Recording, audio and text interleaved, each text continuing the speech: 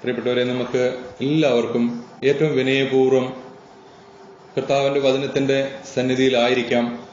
നല്ല ദൈവമേ, ഞങ്ങളെ ഓരോരുത്തരെയും, ഈ കൂട്ടായ്മയിൽ നിന്ന് വന്നിരിക്കുന്ന എല്ലാവരെയും അമ്മ മാതാവിന്റെ വിമല ഹൃദയം വഴിയായി ഈശോയുടെ തിരുഹൃദയത്തെ ഞങ്ങൾ സമർപ്പിക്കുന്നു. ദൈവമേ, സ്നേഹസ്വരൂപ, നല്ല ദൈവമേ, ഞങ്ങളുടെ സൃഷ്ടാവേ, ഞങ്ങളുടെ കർത്താവേ, അവിടുത്തെ ജീവിക്കുന്ന വചനം അത് ശ്രവിക്കാനും ഗ്രഹിക്കാനും ഞങ്ങളെ ഓരോരുത്തരെയും അങ്ങ് പ്രാപ്തരാക്കണമേ. വചനത്തിന്റെ കവാടം ഞങ്ങൾക്ക് തുറന്നു നൽകണമേ. ഈശോയെ, ഞങ്ങൾക്ക് ആഴമായ എളിമയും അനുതാപവും നൽകണമേ. ഞങ്ങൾ അങ്ങേക്ക് നന്ദി പറയുന്നു ദൈവമേ. വീണ്ടും ഒരു ഞായറാഴ്ച കൂടി, ഒരു സാബത്ത് ദിവസം കൂടി അവിടുത്തെ തിരുസന്നിധിയിലായിരിക്കാൻ, അവിടുത്തെ വചനം വഴിയും സത്യവും ജീവനുമായ അവിടുത്തെ തിരുവചനം അത് ധ്യാനിക്കാനും ഗ്രഹിക്കാനും അത് ഭക്ഷിക്കുവാനുമുള്ള വലിയ കൃപ നൽകുന്നതിനെ ഓർത്ത് ഞങ്ങൾ നന്ദി പറയുന്നു ദൈവമേ. പ്രിയപ്പെട്ടവരെ, നമ്മൾ കർത്താവിന്റെ തിരുസന്നിധിയിലായിരിക്കുമ്പോൾ രാജാവ് നമ്മുടെ ഭവനത്തിലേക്ക് കടന്നു വന്നാൽ നാം എങ്ങനെ ആ രാജാവിനെ സ്വീകരിക്കുമോ ആ ഒരു മനോഭാവത്തോടെയാണ് നാം ഇരിക്കേണ്ടത്. വെളിപാടിന്റെ പുസ്തകം 19-ാം അധ്യായം 16-ാം തിരുവചനം നാം ഇങ്ങനെ വായിക്കുന്നു: അവന് മേലങ്കിയിലും തുടയിലും എഴുതപ്പെട്ട ഒരു നാമമുണ്ട്, അത് നാഥന്മാരുടെ നാഥനെന്നും രാജാക്കന്മാരുടെ രാജാവെന്നുമാണ്. വചനമൊന്ന് ധ്യാനിച്ച് മനസ്സിലാക്കിയ പ്രിയപ്പെട്ടവരെ, വെളിപാട് 19:16 പറയുന്നു, അവന് മേലങ്കിയിലും തുടയിലും എഴുതപ്പെട്ട ഒരു നാമമുണ്ട്, ആ നാമം നാഥന്മാരുടെ നാഥനെന്നും രാജാക്കന്മാരുടെ രാജാവെന്നുമാണ്. വെളിപാട് 19:13 നമ്മൾ വായിക്കുന്നു, അവൻ രക്തത്തിൽ മുക്കിയ മേലങ്കി ധരിച്ചിരിക്കുന്നു, അവന്റെ നാമം ദൈവവചനമെന്നാണ്. അവൻ രക്തത്തിൽ മുക്കിയ മേലങ്കി ധരിച്ചിരിക്കുന്നു, അവന്റെ നാമം ദൈവവചനമെന്നാണ്. അവിടെ തന്നെ പറയുന്നു, വെളിപാട് 19:16 അവന്റെ മേലങ്കിയിലും തുടയിലും എഴുതപ്പെട്ട ഒരു നാമമുണ്ട്, അത് നാഥന്മാരുടെ നാഥനെന്നും രാജാക്കന്മാരുടെ രാജാവെന്നുമാണ്. പ്രിയപ്പെട്ടവരെ, നമ്മൾ കേൾക്കുന്ന വചനം അത് ജീവിക്കുന്ന കർത്താവാണ്. അത് നാഥന്മാരുടെ നാഥന്റെ നാമമാണ്, രാജാക്കന്മാരുടെ രാജാവാണ്. ആ ജീവിക്കുന്ന വചനം, ആ രാജാവ് തന്നെയാണ് നമ്മുടെ അടുത്തേക്ക് വരുന്നത്. രാജാവ്, സർവം സൃഷ്ടിച്ചവനായ രാജാവ് നമ്മുടെ ഭവനത്തിലേക്ക്, നമ്മുടെ അടുത്തേക്ക് വചനമായി കടന്നു വരുമ്പോൾ ആ രാജാവിനെ നമ്മൾ എങ്ങനെ സ്വീകരിക്കണം? ആ രാജാവിന്റെ മുമ്പിൽ നമുക്കുണ്ടാവേണ്ട മനോഭാവം എന്താണ്? ഏത് മനോഭാവത്തോടെ രാജാവിന്റെ മുമ്പിൽ നാം ഇരിക്കണം? പ്രിയപ്പെട്ടവരെ, ഒരു രാജാവ്, ഒരു മുഖ്യമന്ത്രി, ഒരു പ്രധാനമന്ത്രി നമ്മുടെ ഭവനത്തിലേക്ക് കടന്നു വന്നാൽ നമ്മൾ എത്രമാത്രം മര്യാദയോടെ, സ്നേഹത്തോടെ, വിനയത്തോടെ അവരെ സ്വീകരിക്കും, ആദരവോടെ അവനെ സ്വീകരിക്കും. അങ്ങനെയെങ്കിൽ സർവവും സൃഷ്ടിച്ച സർവത്തിന്റെ ഉടയവനായ ദൈവം, വചനമായ കർത്താവ് നമ്മുടെ ഭവനത്തിലേക്ക്, നമ്മുടെ കുടുംബത്തിലേക്ക്, നമ്മുടെ ഹൃദയത്തിലേക്ക് കടന്നു വരണമെങ്കിൽ, നമ്മുടെ അടുത്തേക്ക് വചനമായി കടന്നു വരുമ്പോൾ നാം എത്രമാത്രം വിനയത്തോടും ആദരവോടും എളിമയോടും ഇരിക്കണം. പ്രിയപ്പെട്ടവരെ, എന്തുകൊണ്ടാണ് അനേക വർഷങ്ങളായിട്ട് വചനം കേട്ടിട്ടും വചനം വായിച്ചിട്ടും നമുക്കത് ഒരു അനുഭവമാകാത്തതിന് കാരണം, അവൻ രാജാവാണെങ്കിൽ രാജാവിന് കൊടുക്കേണ്ട മഹത്വവും ബഹുമാനവും കൊടുക്കണം. പ്രിയപ്പെട്ടവരെ, നമ്മുടെ ഭവനത്തിലേക്ക്, നമ്മുടെ മുറികളിലേക്ക്, നമ്മുടെ കർണപടങ്ങളിലേക്ക് കർത്താവിന്റെ വചനം വരുമ്പോൾ ആ വചനം നമ്മളെ മാനസാന്തരപ്പെടുത്തണമെങ്കിൽ, ആ വചനം നമ്മളെ സ്പർശിക്കണമെങ്കിൽ രാജാവിനെ സ്വീകരിക്കുന്ന ബഹുമാനത്തോടും ആദരവോടും കൂടെ, നിന്റെ സൃഷ്ടാവിനെയാണ് നീ കേൾക്കുന്നത്, നിന്റെ സൃഷ്ടാവാണ് നിന്റെ അടുത്തേക്ക് വരുന്നതെന്ന ആ പൂർണ്ണ ബഹുമാനത്തോടും വിനയത്തോടും കൂടെ നീ ഇരിക്കുമ്പോൾ ആ രാജാവ് നിന്നെ സ്പർശിക്കും. രാജാവ് ഭവനത്തിലേക്ക് കടന്നു വരുമ്പോൾ നമ്മൾ മുഖം തിരിഞ്ഞു നിന്നാൽ എന്ത് സംഭവിക്കും? പ്രിയപ്പെട്ടവരെ, രാജാവ് കുപിതനായി നമ്മൾ ഭവനത്തിൽ ഇറങ്ങിപ്പോകും. സത്യമല്ലേ? ഈ ലോകത്തിന്റെ രാജാവിനെ കുറിച്ചാണ് ഞാൻ പറയുക. ഈ ലോകത്തിന്റെ രാജാവ് നമ്മുടെ ഭവനത്തിലേക്ക് കടന്നു വരുമ്പോൾ നമ്മൾ മുഖം തിരിഞ്ഞു നിന്നാൽ, വിമിഷ്ടരായി നിന്നാൽ, രാജാവ് കുപിതനായി ഇറങ്ങിപ്പോകും. പകരം ശത്രുക്കൾ നമ്മുടെ അടുത്തേക്ക് കടന്നു വരും. പ്രിയപ്പെട്ടവരെ, അങ്ങനെയെങ്കിൽ സർവത്തിന്റെ ഉടയവനായ ദൈവം, സർവവും സൃഷ്ടിച്ചവനായ ദൈവം വചനം പറയുന്നു, അവന്റെ നാമം നാഥന്മാരുടെ നാഥനെന്നും രാജാക്കന്മാരുടെ രാജാവെന്നുമാണ്. ദൈവവചനം, അവൻ രക്തത്തിൽ മുക്കിയ മേലങ്കി ധരിച്ചിരിക്കുന്നു, അവന്റെ നാമം ദൈവവചനമെന്നാണ്. പ്രിയപ്പെട്ടവരെ, ദൈവവചനമാണ് നമ്മുടെ അടുത്തേക്ക് കടന്നു വരുന്നത്. ഈ ദൈവവചനത്തെ വേണ്ട ആദരവോടും എളിമയോടും വിനയത്തോടും കൂടെ നീ ഇന്ന് സ്വീകരിക്കാൻ തയ്യാറായാൽ നിന്റെ കുടുംബത്തിലെ കെട്ടുകൾ കർത്താവ് അഴിക്കും. നിന്റെ ജീവിതത്തിലെ ബന്ധനങ്ങൾ കർത്താവ് അഴിച്ചു മാറ്റും. നിന്റെ രോഗങ്ങളിൽ അവിടുന്ന് ഇടപെടും. നിന്റെ തകർച്ചകളിൽ കർത്താവ് ഇടപെടും. അവിടുന്നാണ് ദൈവം നിനക്ക് ബോധ്യം നൽകും. പ്രിയപ്പെട്ടവരെ, ആകയാൽ വളരെ എളിമയോടും വിനയത്തോടും കൂപ്പുകൈകളോടും കൂടെ നിങ്ങൾ കർത്താവിന്റെ വചനത്തിന് മുമ്പിൽ ഇരിക്കണമേ, വചനം വായിക്കണമേ, കേൾക്കണമേ എന്ന് ഞാൻ അപേക്ഷിക്കുന്നു. കാരണം അവൻ നാഥന്മാരുടെ നാഥനാണ്, രാജാക്കന്മാരുടെ രാജാവാണ്. അതുകൊണ്ടാണ് യേശയ്യാ പ്രവാചകന്റെ പുസ്തകം 66-ാം അധ്യായം 1-2 തിരുവചനങ്ങളിൽ നമ്മൾ ഇങ്ങനെ വായിക്കുന്നത്. കർത്താവ് അരുളി ചെയ്യുന്നു, ആകാശം എന്റെ സിംഹാസനം, ഭൂമി എന്റെ പാദപീഠവും എന്ത് ഭവനമാണ് നിങ്ങൾ എനിക്കായി നിർമ്മിക്കുക? ഏതാണ് എന്റെ വിശ്രമസ്ഥലം? ഇവയെല്ലാം എന്റെ കരവേലയാണ്, ഇവയെല്ലാം എന്റേത് തന്നെ. ആത്മാവിൽ എളിമയും അനുതാപവും ഉണ്ടായിരിക്കുകയും എന്റെ വചനം ശ്രവിക്കുമ്പോൾ വിറയ്ക്കുകയും ചെയ്യുന്നവനെയാണ് ഞാൻ കടാക്ഷിക്കുക. ഇതിന്റെ അർത്ഥം മനസ്സിലാക്കണം പ്രിയമുള്ളവരെ. കാരണം വചനം ഈശോയാണ്, അവൻ സൃഷ്ടാവാണ്, അവൻ സൃഷ്ടിക്കുന്നവനാണ്, സകലവും നവീകരിക്കുന്നവനാണ്, സകലവും പുനരുദ്ധരിക്കുന്നവനാണ്. അവൻ എല്ലാം പുതുക്കി പണിയുന്നവനാണ് കർത്താവിന്റെ വചനം. ആ വചനം ഇന്നും ജീവിക്കുന്നു പ്രിയപ്പെട്ടവരെ. ജീവിക്കുന്ന വചനം, കർത്താവിന്റെ വചനമാണ് എല്ലാം പ്രവർത്തിക്കുന്നത്, എല്ലാം ചെയ്യുന്നത്. നമ്മുടെ കെട്ടുകളിൽ നമ്മളെ മോചിപ്പിക്കുന്നത് കർത്താവിന്റെ വചനമാണ്. വചനം വരുമ്പോഴാണ് നമ്മൾ സൗഖ്യമുള്ളവരാകുന്നത്. ആ വചനത്തെ പ്രിയപ്പെട്ടവരെ ഏറ്റവും ആദരപൂർവ്വം സ്വീകരിക്കണമേ. ഈ കാലങ്ങൾ അത്രയും നമ്മൾ പരിശുദ്ധ ഗ്രന്ഥത്തോട്, പരിശുദ്ധ സുവിശേഷത്തോട്, പരിശുദ്ധ വചനത്തോട് മുഖം തിരിച്ചു നടന്നവരാണ്. അതാണ് ജ്ഞാനത്തിന്റെ പുസ്തകം 16-ാം അധ്യായം 12-ാം തിരുവചനത്തിൽ നമ്മൾ വായിക്കുന്നത്, കർത്താവേ, മരുന്നോ ലേപന ഔഷധമോ അല്ല, എല്ലാവരെയും സൗഖ്യമാക്കുന്ന അവിടുത്തെ വചനമാണ് എന്നെ സൗഖ്യമാക്കുന്നതെന്ന്. പ്രിയപ്പെട്ടവരെ, ആകയാൽ നമുക്ക് കർത്താവിന്റെ തിരുവചനത്തിന് മുമ്പിൽ ഏറ്റവും എളിമയോടും വിനയത്തോടും ആദരവോടും കൂടി ആയിരിക്കാം. പ്രിയപ്പെട്ടവരെ, ഈ നിമിഷങ്ങൾ നിങ്ങൾ എനിക്ക് വേണ്ടിയും പ്രാർത്ഥിക്കണമേ എന്ന് ഞാൻ അപേക്ഷിക്കുന്നു. കർത്താവിന്റെ വചനം, ജീവിക്കുന്ന കർത്താവിന്റെ വചനം, ആ സർവശക്തനായ രാജാവിനെ പ്രഘോഷിക്കാൻ എന്റെ അധരങ്ങളും എന്റെ മനസ്സും എന്റെ ശരീരവും എന്റെ ആത്മാവും അശുദ്ധമാണ്. ഞാനത് ഏറ്റുപറയുന്നു. യെശയ്യാ പ്രവാചകന്റെ പുസ്തകം 6-ാം അധ്യായം 5-ാം തിരുവചനത്തിലൂടെ ഞാനും ഏറ്റുപറയുന്നു, കർത്താവേ, ഞാൻ അശുദ്ധമായ അധരങ്ങളുള്ളവനും അശുദ്ധമായ അധരങ്ങളുള്ളവരുടെ മധ്യേ വസിക്കുന്നവനുമാണ്. എന്റെ അധരങ്ങളെ അങ്ങ് വിശുദ്ധീകരിക്കണമേ. പ്രിയപ്പെട്ടവരെ, നിങ്ങൾ എനിക്ക് വേണ്ടിയും പ്രാർത്ഥിക്കണമേ. നമുക്ക് ഒരു നിമിഷം അമ്മ മാതാവിന്റെ മധ്യസ്ഥം യാചിച്ചുകൊണ്ട് നമുക്ക് ദൈവകൃപ നിറഞ്ഞ മറിയമേ സ്വസ്തി, കർത്താവ് അങ്ങയോട് കൂടെ സ്ത്രീകൾ അങ്ങ് അനുഗ്രഹിക്കപ്പെട്ടവളാകുന്നു, അങ്ങയുടെ ഉദരത്തിന്റെ ഫലമായി ഈശോ അനുഗ്രഹിക്കപ്പെട്ടവനാകുന്നു. പരിശുദ്ധ മറിയമേ തമ്പുരാന്റെ അമ്മേ, പാപികളായ ഞങ്ങൾക്ക് വേണ്ടി ഇപ്പോഴും എപ്പോഴും ഞങ്ങളുടെ മരണസമയത്തും തമ്പുരാനോട് അപേക്ഷിക്കണമേ. ആമേൻ. വിശുദ്ധ യോഹന്നാന്റെ സുവിശേഷം 1-ാം അധ്യായം 1 മുതൽ തിരുവചനങ്ങളിൽ വായിക്കുന്നത്, ആദിയിൽ വചനമുണ്ടായിരുന്നു, വചനം ദൈവത്തോട് കൂടെ ആയിരുന്നു, വചനം ദൈവമായിരുന്നു, അവൻ ആദിയിൽ ദൈവത്തോട് കൂടെ ആയിരുന്നു, സമസ്തവും അവനിലൂടെ ഉണ്ടായി, ഒന്നും അവനെ കൂടാതെ ഉണ്ടായിട്ടില്ല. അവനിൽ ജീവൻ ഉണ്ടായിരുന്നു, ആ ജീവൻ മനുഷ്യരുടെ വെളിച്ചമായിരുന്നു, ആ വെളിച്ചം ഇരുളിൽ പ്രകാശിക്കുന്നു, അതിനെ കീഴടക്കാൻ ഇരുളിന് കഴിഞ്ഞില്ല. പ്രിയപ്പെട്ടവരെ, ആകയാൽ കർത്താവിന്റെ വചനം നമ്മളെ ഓരോരുത്തരെയും സ്പർശിക്കും. പ്രിയപ്പെട്ടവരെ, നമ്മളെ തൊടുമെന്ന്, നമ്മുടെ രോഗങ്ങളിൽ, നമ്മുടെ ബന്ധനങ്ങളിലേക്ക് അവിടുന്ന് കടന്നു വരും. വിശ്വസിക്കണം പ്രിയപ്പെട്ടവരെ. വിശ്വസിക്കാനുള്ള വലിയ കൃപ കർത്താവെ കൂട്ടായ്മയ്ക്ക് നൽകണമേ എന്ന് യാചിക്കുന്നു. ഞങ്ങൾക്ക് ഓരോരുത്തർക്കും കർത്താവെ അചഞ്ചലമായ വിശ്വാസം, നിർമ്മലവും വിശുദ്ധിയുള്ളതും എളിമയുള്ളതും ജീവിക്കുന്നതുമായ സത്യവിശ്വാസം ഞങ്ങൾക്ക് ഓരോരുത്തർക്കും നൽകണമേ. വിശുദ്ധ പത്രോസ് ശ്ലീഹായെ പോലെ, അവിടുത്തെ വിശുദ്ധരായ അപ്പോസ്തലന്മാരെ പോലെ ഏറ്റു പറയാൻ വിശുദ്ധ മത്തായിയുടെ സുവിശേഷം 16-ാം അധ്യായം 16 മുതൽ തിരുവചനങ്ങളിൽ നമ്മൾ വായിക്കുന്നത് പോലെ, പ്രിയപ്പെട്ടവരെ, യേശു ചോദിച്ചു, എന്നാൽ ഞാൻ ആരെന്നാണ് നിങ്ങൾ പറയുന്നത്? അപ്പോൾ ശിമയോൻ പത്രോസ് പറഞ്ഞു, കർത്താവേ, നീ ജീവനുള്ള ദൈവത്തിന്റെ പുത്രനായ ക്രിസ്തുവാണ്. യേശു പറഞ്ഞു, യോനയുടെ പുത്രനായ ശിമയോനെ, നീ ഭാഗ്യവാൻ, മാംസരക്തങ്ങളല്ല, എന്റെ സ്വർഗസ്ഥനായ പിതാവാണ് നിനക്കിത് വെളിപ്പെടുത്തി തന്നത്. പ്രിയപ്പെട്ടവരെ, പത്രോസ് ശ്ലീഹായോട് ചേർന്ന്, കർത്താവിന്റെ സകല വിശുദ്ധരോടും ചേർന്ന് നമുക്ക് ഏറ്റു പറയാം, ഈശോയെ, അങ്ങ് ജീവനുള്ള ദൈവത്തിന്റെ പുത്രനായ ക്രിസ്തുവാകുന്നു. കർത്താവെ, ഞങ്ങളുടെ വിശ്വാസം നീ വർദ്ധിപ്പിക്കണം. കർത്താവെ, അങ്ങ് ജീവിക്കുന്ന ദൈവമാണെന്നും ജീവനുള്ള ദൈവത്തിന്റെ പുത്രനായ ക്രിസ്തുവാണെന്നും അങ്ങ് മനുഷ്യനായി ഞങ്ങൾക്ക് വേണ്ടി ഈ ഭൂമിയിൽ വന്ന് പിറന്നെന്നും പരിശുദ്ധ കന്യകാമറിയത്തിലൂടെ അങ്ങ് ശരീരം സ്വീകരിച്ചെന്നും പരിശുദ്ധാത്മാവിലൂടെ പരിശുദ്ധ കന്യാമറിയത്തിലൂടെ ശരീരം സ്വീകരിച്ച് മനുഷ്യനായി ഈ ഭൂമിയിൽ പിറന്ന് ഞങ്ങൾക്കായി പാപപരിഹാര ബലിയായെന്നും കുരിശിൽ തറച്ച് മരിച്ചു അടക്കപ്പെട്ട് കല്ലറകളിൽ അടക്കപ്പെട്ട് 3-ാം നാൾ ഉദ്ധാനം ചെയ്തുവെന്നും നിത്യമഹത്വത്തിൽ നിത്യപിതാവിനോടൊപ്പം ഇന്നും ജീവിക്കുന്നുവെന്നും ഉള്ള ആഴമായ വിശ്വാസം കർത്താവെ ഞങ്ങൾക്ക് നൽകണമേ. കർത്താവെ, ഞങ്ങളുടെ വിശ്വാസം വർദ്ധിപ്പിക്കണമെന്ന് ഞങ്ങൾ പ്രാർത്ഥിക്കുന്നു.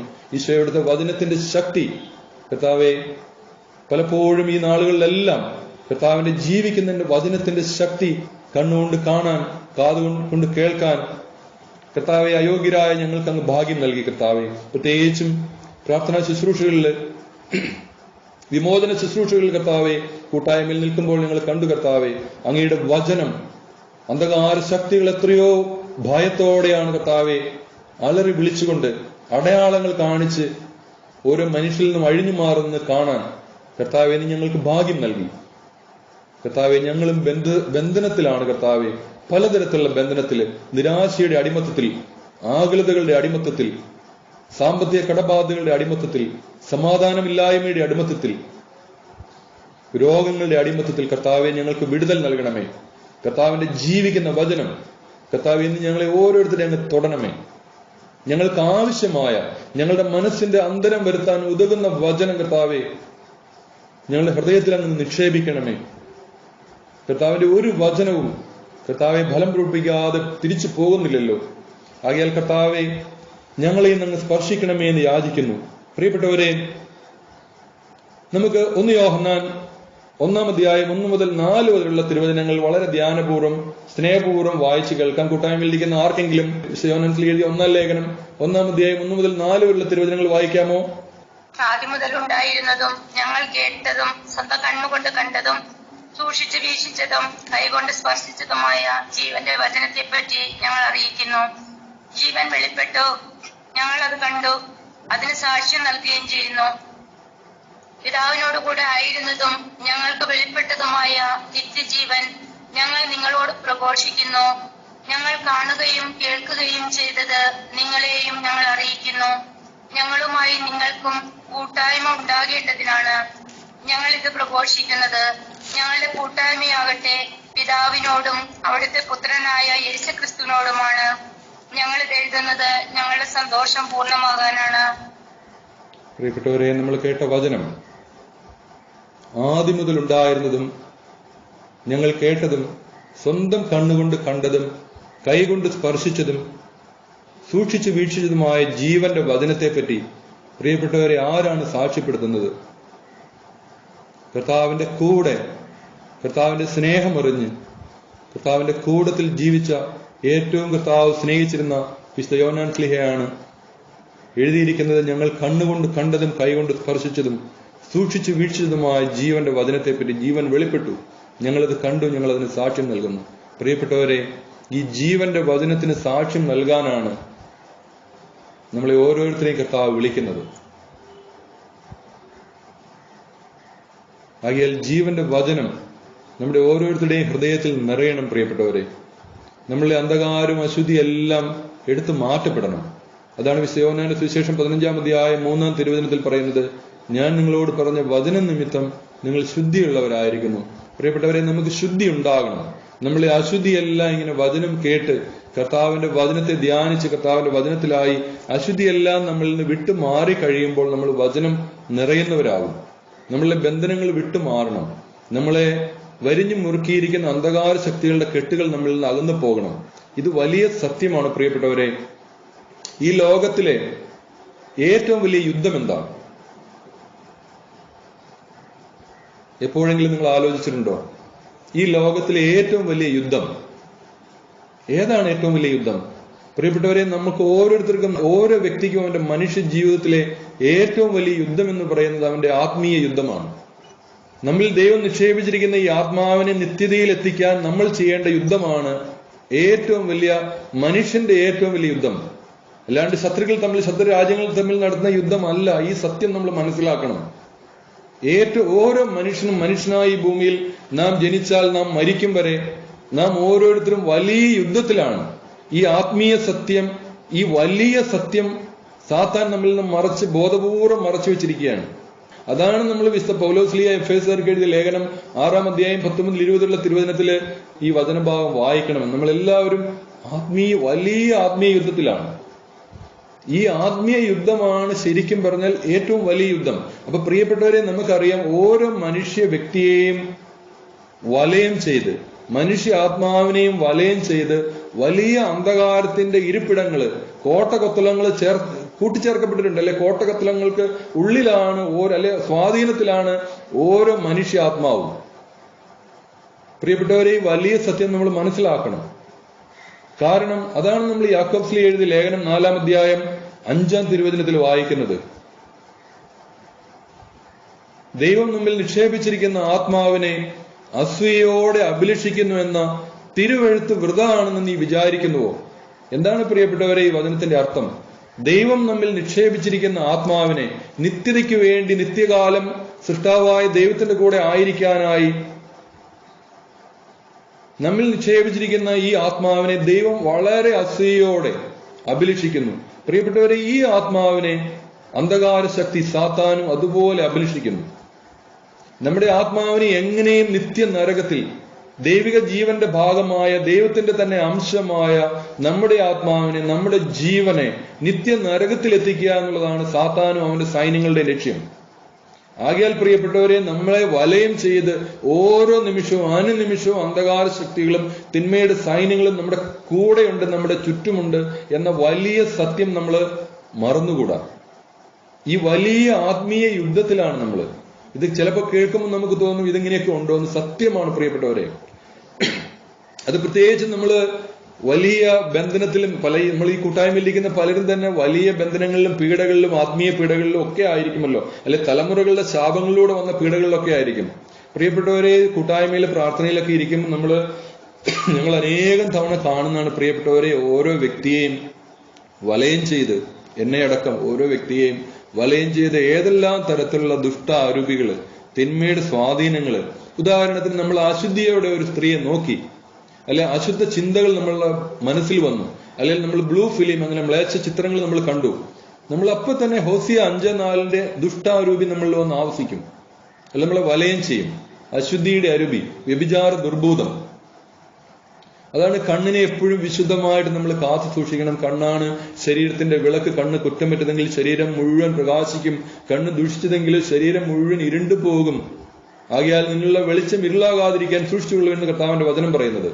ഉദാഹരണം പറഞ്ഞതാണ്. നമ്മൾ നുണ പറഞ്ഞു, നുണയുടെ അരൂപി നമ്മളിൽ വന്ന് വസിക്കും. നുണ പറയുന്ന ശീലമുള്ള അവരുടെ നുണയുടെ അരൂപിയാണ്, എപ്പോഴും നുണ പറഞ്ഞുകൊണ്ടിരിക്കും.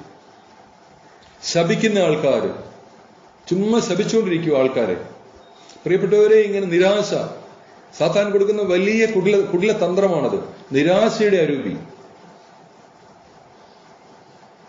വിഗ്രഹാരാധന, സത്യദൈവത്തെ മറന്ന് സത്യദൈവത്തെ, ഞാനാകുന്നു നിന്റെ ദൈവമായ കർത്താവ്, ഞാനല്ലാതെ മറ്റൊരു ദൈവം നിനക്കുണ്ടാകരുത്, ആകാശത്തിലും ഭൂമിക്കും ഭൂമിക്ക് അടിയിലും മറ്റൊരു ദൈവങ്ങളോ മറ്റൊരു രൂപങ്ങളോ നീ ഉണ്ടാക്കരുത്, ഞാനാണ് നിന്റെ ദൈവമായ കർത്താവെന്ന സത്യദൈവത്തെ, ത്രിയേക ദൈവമാകുന്ന സത്യദൈവത്തെ, പിതാവും പുത്രനും പരിശുദ്ധാത്മാവുമാകുന്ന ഏക സത്യദൈവത്തെ, സർവശക്തനായ രാജാവിനെ, നിന്നെയും എന്നെയും സർവ്വപ്രപഞ്ചവും ദൃശ്യവും അദൃശ്യവുമായി എല്ലാം സൃഷ്ടിച്ച ആ ഏക സത്യത്തെ, ദൈവത്തെ വിട്ട് നമ്മൾ മറ്റു വിഗ്രഹങ്ങളുടെ, മനുഷ്യകരങ്ങളാൽ നിർമ്മിതമായ വിഗ്രഹങ്ങളുടെ പുറകെ നമ്മൾ പോകുമ്പോൾ പ്രിയപ്പെട്ടവരെ, വിജാതി അരൂപികൾ നമ്മളെ വന്ന് ആവസിക്കും.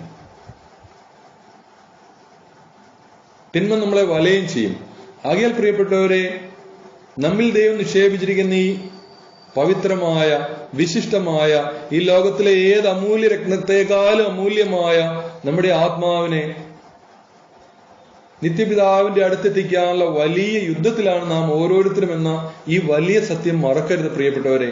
അതാണ് നമ്മുടെ കടപ്പാട്. അതാണ് ദൈവം ചോദിക്കുന്നത്. നീ ലോകം മുഴുവൻ, ഈശോ ചോദിക്കുന്നില്ല, നീ ലോകം മുഴുവൻ നേടിയാലും നിന്റെ ആത്മാവിനെ നീ നഷ്ടമാക്കിയാൽ അതുകൊണ്ട് എന്ത് പ്രയോജനം? ലോകം മുഴുവൻ നീ നേടിയാലും, ലോകത്തിലെ സർവ്വ സമ്പത്തും നിനക്ക് ലഭിച്ചു, ഈ ലോകത്തിൽ കിട്ടാവുന്ന സർവ്വ ആനന്ദങ്ങളും, ജഡത്തിന്റെ സകല സുഖങ്ങളും, മനസ്സിന്റെ സകല സുഖങ്ങളും നീ അനുഭവിച്ചു, ആസ്വദിച്ചു. പക്ഷെ നിന്റെ ആത്മാവ് നഷ്ടമായാൽ അതുകൊണ്ട് എന്ത് പ്രയോജനം? നിന്റെ ആത്മാവിന് പകരമായി നീ എന്ത് കൊടുക്കും? ഇതാണ് ഓരോരുത്തരോടും ദൈവം ചോദിക്കുന്ന ചോദ്യം. നിന്റെ ആത്മാവിന് പകരമായി നീ എന്ത് കൊടുക്കും? ആകയാൽ പ്രിയപ്പെട്ടവരെ, നമ്മൾ ഓരോരുത്തരും ചിന്തിക്കണം. നമ്മൾ ഇന്നേക്ക് മരണവിനാഴികയെ നമുക്ക് ആർക്കും അറിഞ്ഞുകൂടല്ലോ പ്രിയപ്പെട്ടവരെ. മരണം എപ്പോൾ വേണമെങ്കിലും സംഭവിക്കാം. ഈ ലോകത്തിലെ ഏറ്റവും വലിയ സത്യങ്ങളിൽ ഒന്നല്ലേ മരണം. അത് മാത്രം ഒരു മാറ്റവും ഇല്ലാത്തതാണ്. അത് എപ്പോ വേണമെങ്കിലും സംഭവിക്കാം. ഞാനിന്ന് മരിച്ചാൽ, അടുത്ത വർഷം മരിച്ചാൽ, 10 വർഷത്തിനുള്ളിൽ മരിച്ചാൽ, എത്ര ദിവസങ്ങൾക്കുള്ള മാസങ്ങൾക്കുള്ള ഞാൻ മരിച്ചാൽ ഞാൻ എവിടെയായിരിക്കും? പ്രിയപ്പെട്ടവരെ, നമുക്ക് നമ്മളെ സൃഷ്ടിച്ച നമ്മുടെ പിതാവായ ദൈവത്തിന്റെ തിരുസന്നിധിയിൽ, അവിടുത്തെ മടിയിലെത്തണം. അതിനുവേണ്ടിയുള്ള വിളിയാണ്, ആ നിത്യജീവനിലേക്കുള്ള വിളിയാണ് പ്രിയപ്പെട്ടവരെ കർത്താവ് നമുക്ക് ഓരോരുത്തർക്കും തരുന്നത്. ഈ ലോകത്തിലെ നിസാര വേദനകളും സംഭവങ്ങളും ദുഃഖങ്ങളും എല്ലാം കടന്നു പോകും. അതെല്ലാം കർത്താവ് നമുക്ക് അനുവദിക്കുന്നത് അവിടുത്തെ കണ്ടെത്താനാണ്. ക്ലേശങ്ങൾ എനിക്ക് ഉപകാരമായി. ആയാൽ അങ്ങയുടെ ചട്ടങ്ങൾ ഞാൻ അഭ്യസിച്ചല്ലോ, അങ്ങയെ ഞാൻ കണ്ടെത്തിയല്ലോ എന്ന് സങ്കീർത്തകനോട് ചേർന്ന് പറയാൻ പ്രിയപ്പെട്ടവരെ നമുക്ക് സാധിക്കണം. ദൈവമേ, ഞങ്ങളെ ഓരോരുത്തരെയും കർത്താവേ, അങ്ങാണ് സത്യദൈവം. അങ്ങയിൽ നിന്ന് അണുവിട പോലും വിട്ടുപോകാതെ അങ്ങയുടെ കൂടെ ആയിരിക്കാൻ, അങ്ങയുടെ ഒത്തായിരിക്കാനുള്ള കൃപ ഞങ്ങൾക്ക് ഓരോരുത്തർക്കും നൽകണമേ. ജീവിതത്തിന്റെ വലിയ പ്രതിസന്ധികളും പ്രതികൂലങ്ങളും ഞങ്ങളെ അലട്ടുമ്പോൾ, ഞങ്ങൾ നിന്ദിക്കപ്പെടുമ്പോൾ കർത്താവെ, അങ്ങയിൽ നിന്ന് അകന്നു മാറാൻ ഞങ്ങളെ ആരെയും അങ്ങ് അനുവദിക്കരുതേ എന്ന് ഞങ്ങൾ യാചിക്കുന്നു കർത്താവെ. അങ്ങേ വിശുദ്ധ കുരിശിൽ ഞങ്ങളെ ചേർത്ത് കെട്ടിവെക്കണമേ എന്ന് ഞങ്ങൾ യാചിക്കുന്നു ഈശോയെ. ഞങ്ങൾ അങ്ങേക്ക് നന്ദി പറയുന്നു. പ്രിയപ്പെട്ടവരെ, നമ്മൾ വായിക്കുന്നുണ്ടല്ലോ, യോഹന്നാൻ ശ്ലീഹ എഴുതിയ സുവിശേഷം 10-ാം അധ്യായം 35-ാം തിരുവചനത്തിൽ നമ്മൾ വായിക്കുന്നു. ആർക്കെങ്കിലും വായിക്കാം അത്? വിശുദ്ധ യോഹന്നാൻ ശ്ലീഹ സുവിശേഷം 10-ാം അധ്യായം 35-ാം തിരുവചനം. വിശുദ്ധ യോഹന്നാൻ ശ്ലീഹ എഴുതിയ സുവിശേഷം 10-ാം അധ്യായം 35-ാം തിരുവചനം.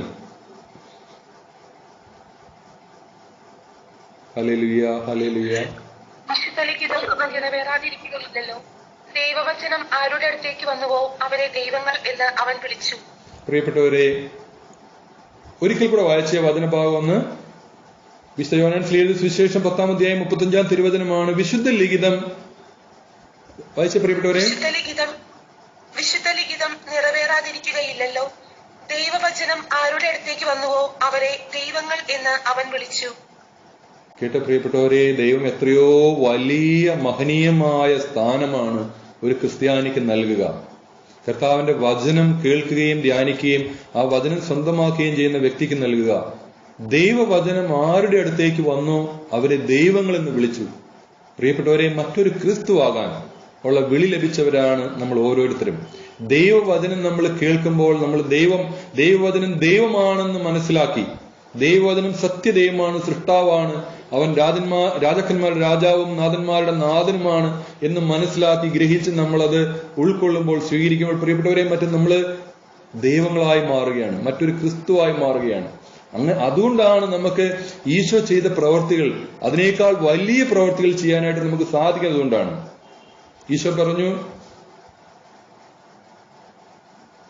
ഞാൻ പിതാവിന്റെ പക്കലേക്ക് പോകുന്നതിനാൽ ഞാൻ ചെയ്തതിനേക്കാൾ വലിയ പ്രവൃത്തികളും നിങ്ങൾ ചെയ്യും. ഏതാണ് വചനഭാഗം? ആരെങ്കിലും പറഞ്ഞേ. ഞാൻ പിതാവിന്റെ പക്കലേക്ക് പോകുന്നതിനാൽ ഞാൻ ചെയ്തതിലും വലിയ പ്രവൃത്തികൾ നിങ്ങൾ ചെയ്യും. യോഹന്നാന്റെ സുവിശേഷത്തിലാണ്. ആർക്കെങ്കിലും വചനഭാഗം പറയാമോ?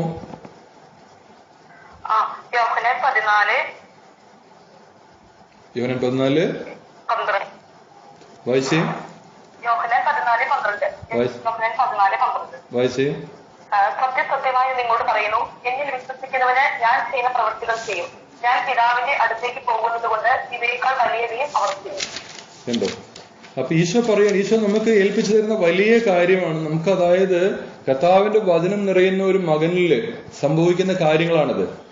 ഈശോ ചെയ്തതുപോലെയും അത് ചെയ്തതിനേക്കാൾ ഉപരിയായ കാര്യങ്ങൾ ചെയ്യാൻ, മരിച്ചവരെ ഉയർപ്പിക്കാൻ, രോഗികൾക്ക് സൗഖ്യം നൽകാൻ, പൈശാചശക്തികൾക്ക് വിടുതൽ നൽകാൻ എല്ലാം ഉള്ള കൃപ കർത്താവിന്റെ വചനം വന്ന് നിറയുന്ന മക്കൾക്ക് ലഭിക്കും. പ്രിയപ്പെട്ടവരെ, ഇത് വളരെ വിശിഷ്ടമായൊരു കൂട്ടായ്മയാണല്ലോ നമ്മളുടെ കൂട്ടായ്മ.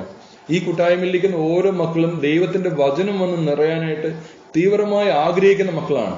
ഇങ്ങനെ ദൈവത്തിന്റെ വചനം വന്ന് നിറയുമ്പോൾ ഈശോ പറഞ്ഞതുപോലെ എല്ലാ കാര്യങ്ങളും ചെയ്യാനായിട്ട് നമ്മൾക്ക് സാധിക്കും. വലിയ വലിയ അത്ഭുതങ്ങളും അടയാളങ്ങളും രോഗശാന്തികളും എല്ലാം ചെയ്യാൻ നമുക്ക് സാധിക്കും. അതിനെല്ലാം ദൈവം നമ്മളെ ഒരുക്കും. ഇത് വലിയ വെട്ടിയൊരുക്കലിന്റെയും കാലഘട്ടമാണ് പ്രിയപ്പെട്ടവരെ.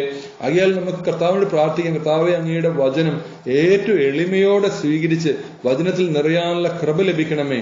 അനുദിനം വചനം വായിച്ച് വചനം ധ്യാനിച്ച് അങ്ങയെ ഉൾക്കൊള്ളാനുള്ള കൃപയും എളിമയും ഞങ്ങൾക്ക് ഓരോരുത്തർക്കും നൽകണമെന്ന് നമുക്ക് യാചിക്കാൻ പ്രിയപ്പെട്ടവരെ. അതുതന്നെയാണ് നമ്മൾ യോഹന്നാൻ സുവിശേഷം 14-ാം അധ്യായം 23-ാം തിരുവചനത്തിൽ നമ്മൾ വായിക്കുന്നു. ആർക്കെങ്കിലും വായിക്കാവോ? യോഹന്നാൻ 14:23. യേശു പ്രതിവചിച്ചു, എന്നെ സ്നേഹിക്കുന്നവൻ എന്റെ വചനം പാലിക്കും. അപ്പോൾ എന്റെ പിതാവ് അവനെ സ്നേഹിക്കുകയും ഞങ്ങൾ അവന്റെ അടുത്ത് വന്ന് അവനിൽ വാസം ഉറപ്പിക്കുകയും ചെയ്യും. പ്രിയപ്പെട്ടവരെ, ഈ വചനത്തിന്റെ അർത്ഥം ഒന്ന് ആഴമായിട്ടൊന്നും മനസ്സിലാക്കാൻ ശ്രമിച്ചു നോക്കി. യേശു പ്രതിവചിച്ചു, എന്നെ സ്നേഹിക്കുന്നവൻ എന്റെ വചനം പാലിക്കും. അപ്പോൾ സംഭവിക്കുന്ന കാര്യങ്ങൾ എന്തൊക്കെയാണെന്ന് ആലോചിച്ച് നോക്കിയേ. എന്താ കർത്താവ് പറയുന്നത്? എന്നെ സ്നേഹിക്കുന്നവൻ എന്റെ വചനം പാലിക്കും, അപ്പോൾ എന്റെ പിതാവ് അവനെ സ്നേഹിക്കും. പിന്നെയോ പിതാവും പുത്രനും എന്നവരിൽ വാസമുറപ്പിക്കും. പിതാവും പുത്രനും, അതായത് ത്രിയേക ദൈവം, സത്യദൈവം നമ്മളിൽ വന്ന് വാസമുറപ്പിച്ചാൽ നമ്മൾ ആരായി തീരുമെന്നാണ് കർത്താവ് പറയുന്നത്? നമ്മൾ ദൈവങ്ങളായി തീരും. അതുകൊണ്ടാണ് ദൈവവചനം ആരുടെ അടുത്തേക്ക് വന്നു അവരെ ദൈവങ്ങളെന്ന് വിളിച്ചു എന്ന് പറയുന്നത്. പ്രിയപ്പെട്ടവരെ, വലിയ ശ്രേഷ്ഠമായ സ്ഥാനമാണ്. അത് നമ്മുടെ ബഹുമാനപ്പെട്ട അബ്രഹാമച്ചൻ കഴിഞ്ഞ ക്ലാസ്സിൽ, കഴിഞ്ഞ ടോക്കിൽ പറഞ്ഞതുപോലെ, നിയമാവർത്തനം 4:7 പറഞ്ഞത്, നാം വിളിച്ചപേക്ഷിക്കുമ്പോഴൊക്കെ നമ്മുടെ ദൈവമായ കർത്താവ് നമുക്ക് സമീപസ്ഥമായിരിക്കുന്നത് പോലെ ദൈവം ഇത്ര അടുത്തുള്ള മറ്റേത് ശ്രേഷ്ഠ ജനതയാണുള്ളത്? പ്രിയപ്പെട്ടവരെ, ദൈവപിതാവ്, പിതാവും പുത്രനും പരിശുദ്ധാത്മാവുമായ ത്രിയേക ദൈവം നമ്മളിൽ വന്ന് വാസമാക്കുന്നു. അത് കൊതിയോടെ ആഗ്രഹിക്കണം പ്രിയപ്പെട്ടവരെ, ഓരോരുത്തരും ആഗ്രഹിക്കണം. നമ്മൾ ആഗ്രഹിക്കണം ദൈവത്തിന്റെ മഹനീയ സാന്നിധ്യം എന്റെ കൂടെ ഉണ്ടാവാനായിട്ട്. ഇന്ന് അച്ഛൻ പറഞ്ഞില്ലേ, നമ്മളെ നോക്കിയിട്ട് എല്ലാ അക്രൈസ്തവരും സത്യത്തിൽ ബൈബിൾ വായിക്കുന്നുണ്ട്. ആ വായിക്കുന്ന ബൈബിൾ ഏതാണെന്ന് മാത്രമേ ഉള്ളൂ. വായിക്കുന്ന ബൈബിൾ ഒരു ക്രിസ്ത്യാനിയുടെ മുഖമാണ്. ഈ ക്രിസ്ത്യാനിയിൽ പിതാവും പുത്രനും പരിശുദ്ധാത്മാവുമായ ത്രിയേക ദൈവം എന്ന് വാസം ഉറപ്പിച്ചിട്ടുണ്ടെങ്കിൽ മറ്റു ദൈവമായി മാറിയല്ലോ, അവനും ദൈവമായി മാറിയല്ലോ. പ്രിയപ്പെട്ടവരെ, അങ്ങനെ കർത്താവ് നിറയുന്ന മക്കളാവാനായിട്ട് നമുക്ക് ഈശോയുടെ ആത്മാർത്ഥമായി പ്രാർത്ഥിക്കാം. നല്ല ദൈവമേ, ഞങ്ങൾ ഓരോരുത്തരിലും അങ്ങ് വന്ന് നിറയണമേ. അങ്ങയുടെ ജീവിക്കുന്ന വചനത്തിന്റെ സാക്ഷികളാകാനുള്ള വലിയ കൃപ ഞങ്ങൾക്ക് ഓരോരുത്തർക്കും നൽകണമേ എന്ന് ഞങ്ങൾ യാചിക്കുന്നു. ഈശോയെ, ഞങ്ങളുടെ ഹൃദയത്തെ അങ്ങ് മാനസാന്തരപ്പെടുത്തണമേ. ശിലാഹൃദയം എടുത്തു മാറ്റി ഞങ്ങളിൽ മാംസല ഹൃദയം അങ്ങ് വെച്ച് പിടിപ്പിക്കണമേ. കർത്താവെ, ഞങ്ങൾ ശിലാഹൃദയമുള്ളവരാണ്. ഈ ശിലാഹൃദയം എടുത്തു മാറ്റി മാംസല ഹൃദയം ഞങ്ങൾക്ക് നൽകണമേ. മറ്റൊരു ക്രിസ്തുവായി തീരാനുള്ള വലിയ കൃപയും അഭിഷേകവും ഞങ്ങൾക്ക് ഓരോരുത്തർക്കും നൽകണമേ എന്ന് യാചിക്കുന്നു. ഈശോയെ, ഗലാത്യ 2:20 വചനത്തിന്റെ കൃപ ഈ കൂട്ടായ്മയിലിരിക്കുന്ന എല്ലാവർക്കും നൽകണമേ. ഗലാത്യ 2:20 വചനം എന്താ പറയുന്നത്? വായിച്ച ആരെങ്കിലും ഗലാത്യ 2:20 വചനം വായിച്ചേ. ഹല്ലേലൂയ, നല്ല ദൈവമേ, hallelujah, hallelujah, hallelujah, hallelujah, hallelujah, hallelujah, hallelujah, hallelujah, hallelujah. ഈശോയെ, ഗലാത്യ 2:20 വചനത്താൽ ഈ കൂട്ടായ്മയിലിരിക്കുന്ന ഞാൻ ക്രിസ്തുവിനോട് കൂടെ ക്രൂശിതനായിരിക്കുന്നു. ഇനിമേൽ ഞാനല്ല ജീവിക്കുന്നത്, ക്രിസ്തുവാണ് എന്നിൽ ജീവിക്കുന്നത്. എന്റെ ഇപ്പോഴത്തെ അഹീക ജീവിതം എന്നെ സ്നേഹിക്കുകയും എനിക്ക് വേണ്ടി തന്നെ ബലിയർപ്പിക്കുകയും ചെയ്ത ദൈവപുത്രനിൽ വിശ്വസിച്ചുകൊണ്ടുള്ള ജീവിതമാണ്. Praise the Lord. പ്രിയപ്പെട്ടവരെ, ഗലാത്യ 2:20 വചനം എന്താ പറഞ്ഞത്? ഇനിമേൽ ഞാനല്ല ജീവിക്കുന്നത്, ഞാൻ ക്രിസ്തുവിനോട് കൂടെ ക്രൂശിതനായിരിക്കുന്നു. ഇനിമേൽ ഞാനല്ല, ക്രിസ്തുവാണ് എന്നിൽ ജീവിക്കുന്നത്. പ്രിയപ്പെട്ടവരെ, ഈ അഭിഷേകത്തിന് വേണ്ടി നമ്മൾ എല്ലാവരും പ്രാർത്ഥിക്കണം. അപ്പം യേശു ചെയ്ത എല്ലാ കാര്യങ്ങളും ചെയ്യാൻ നമ്മൾ പ്രാപ്തരാകും. അതിനുവേണ്ടി ആഴമായ എളിമയും അനുതാപവും കർത്താവ് ഈ കൂട്ടായ്മയിലിരിക്കുന്ന ഓരോരുത്തർക്കും നൽകണമേ. സത്യദൈവത്തിലേക്ക് മടങ്ങി വരാൻ നമുക്കറിയാം. അടുത്ത ക്ലാസ്സുകളിൽ നമ്മുടെ പ്രിയപ്പെട്ട ബെന്നി ബ്രദർ ഞാൻ മനസ്സിലാക്കുന്നു ഇന്ന് 1-ാം പ്രമാണത്തെക്കുറിച്ചും അതുമായി ബന്ധപ്പെട്ട കാര്യങ്ങളെക്കുറിച്ച് വീണ്ടും സംസാരിക്കും. കാരണം പ്രിയപ്പെട്ടവരെ, 1-ാം പ്രമാണം സത്യദൈവം, ഈശോ മാത്രമാണ് ദൈവം, പിതാവും പുത്രനും പരിശുദ്ധാത്മാവുമായ ത്രിയേക ദൈവം. ഈ സർവശക്തനായ ദൈവത്തിലേക്കുള്ള മടങ്ങി വരവാണ് ഏറ്റവും പ്രധാനപ്പെട്ട കാര്യം. അതാണ് യോഹന്നാൻ 17:3 ഈശോ പറഞ്ഞത്. യോഹന്നാൻ 17:3 ആരെങ്കിലും വായിച്ചേ. ഏക സത്യദൈവമായ അവിടുത്തെയും അവിടുന്ന് അയച്ച യേശു ക്രിസ്തുവിനെയും അറിയുക എന്നതാണ് നിത്യജീവൻ. യോഹന്നാൻ 17:3. അതെ, യോഹന്നാൻ 17:3 പറയുന്നു, ഏക സത്യദൈവമായ അവിടുത്തെയും അവിടുന്ന് അയച്ച യേശു ക്രിസ്തുവിനെയും അറിയുക എന്നതാണ് നിത്യജീവൻ. നമ്മൾ നമ്മളോട് ചോദിക്കണം പ്രിയപ്പെട്ട, നമ്മുടെ മനസ്സിനോട്, നമ്മുടെ ഹൃദയത്തോട്, നമ്മുടെ ആത്മാവിനോട്, നമ്മുടെ ബുദ്ധിയോട്, നമ്മുടെ അസ്തിത്വത്തോട് ചോദിക്കണം ഈ വചനം. ഏക സത്യദൈവമായ അവിടുത്തെയും അവിടുന്ന് അയച്ച യേശു ക്രിസ്തുവിനെയും ഞാൻ അറിഞ്ഞു. അതാണ് നിത്യജീവൻ. എന്താണ് നിത്യജീവൻ എന്ന് വചനം പറയുന്നത്? ഏക സത്യദൈവമായ അവിടുത്തെയും അവിടുന്ന് അയച്ച യേശു ക്രിസ്തുവിനെയും അറിയുക എന്നതാണ് നിത്യജീവൻ. ഞാൻ ഈ നിത്യജീവനെ അറിഞ്ഞോ? യേശു ക്രിസ്തുവിനെ ഞാൻ അറിഞ്ഞോ? പിതാവായ ദൈവത്തെ ഞാൻ അറിഞ്ഞോ? അവനെ അറിഞ്ഞവൻ നിത്യജീവൻ സ്വന്തമാക്കിയിരിക്കുന്നു. യേശുവിനെ അറിഞ്ഞവൻ നിത്യജീവൻ സ്വന്തമാക്കിയിരിക്കുന്നു. യേശുവിനെ അറിയാത്തവന് നിത്യജീവൻ ഇല്ല എന്ന് വചനം പറയുന്നു. യേശുവിനെ അറിയാത്തവന്, യേശുവിനെ തിരസ്കരിച്ചവന് നിത്യജീവൻ ഇല്ല എന്ന് വചനം പറയുന്നു. ആർക്കെങ്കിലും വചനം കണ്ടുപിടിച്ച് പറയാമെങ്കിൽ പറയാം. പ്രിയപ്പെട്ടവരെ, യേശു ഇല്ലാത്തവന് നിത്യജീവനില്ല. പ്രകാശം ലോകത്തിലേക്ക് വന്നിട്ടും പ്രകാശത്തേക്കാൾ അധികമായി ലോകം അന്ധകാരത്തെ സ്നേഹിച്ചു. കാരണം അവരുടെ പ്രവൃത്തികൾ തിന്മ നിറഞ്ഞതായിരുന്നു. പ്രിയപ്പെട്ടവരെ, ആ യേശുവിനെ, ആ സത്യ ദൈവത്തെ അറിയാൻ, അവനാണ് ജീവിക്കുന്ന ദൈവം. അവൻ ഇന്നും ജീവിക്കുന്ന ദൈവമാണ്. അവനല്ലാതെ വേറൊരു ദൈവമില്ല. ആകാശത്തിന് കീഴെ മനുഷ്യന്റെ രക്ഷയ്ക്കായി മറ്റൊരു നാമവും നൽകപ്പെട്ടില്ല എന്ന് അപ്പോസ്തല പ്രവർത്തനങ്ങളിൽ നമ്മൾ വായിക്കുന്നു 4:12.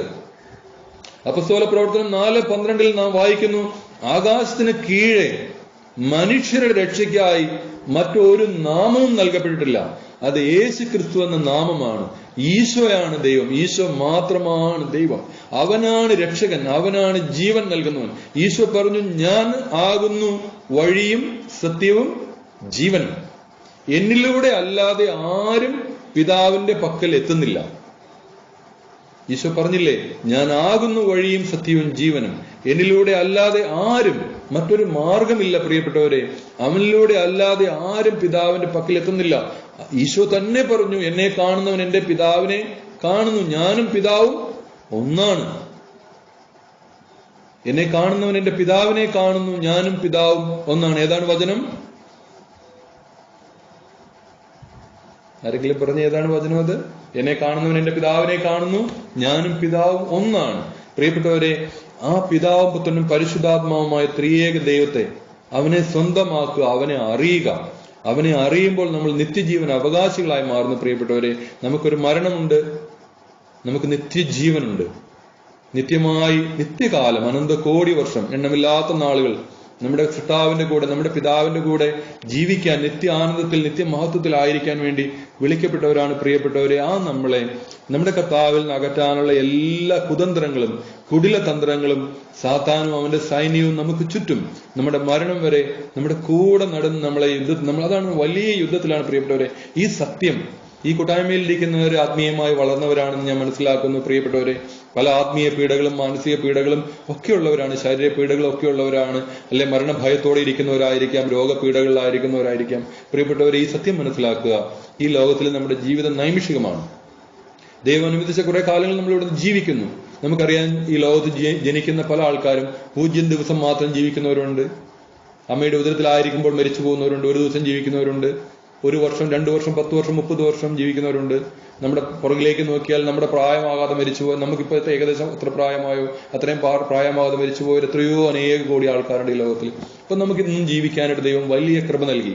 ഇന്നും ഈ ഒരു ദിവസം നമ്മുടെ കർത്താവ് നമുക്ക് നൽകിയല്ലോ. കർത്താവിന്റെ വചനം കേൾക്കാനുള്ള വലിയ ഭാഗ്യം നമുക്ക് നൽകിയല്ലോ. പ്രിയപ്പെട്ടവരെ, നമ്മൾ കേൾക്കുന്ന കർത്താവിന്റെ വചനം ആകിയാൽ പ്രിയപ്പെട്ട ദൈവത്തിന്റെ പൈതലെ, വളരെ ഏറ്റവും വിനയത്തോടും ആദരവോടും കൂടെ നമ്മൾ ജീവിക്കുന്ന കർത്താവിന്റെ പരിശുദ്ധ വചനം എടുക്കണമേ, അത് കേൾക്കണമേ. ഒട്ടും വിരസമായോ അലസതയോടെയോ ബഹുമാനമില്ലാതെയോ ഒരിക്കലും ഈശോയുടെ വചനം നിങ്ങൾ ഒരിക്കലും കേൾക്കരുതേ, നമ്മൾ ഒരിക്കലും കേൾക്കരുതേ.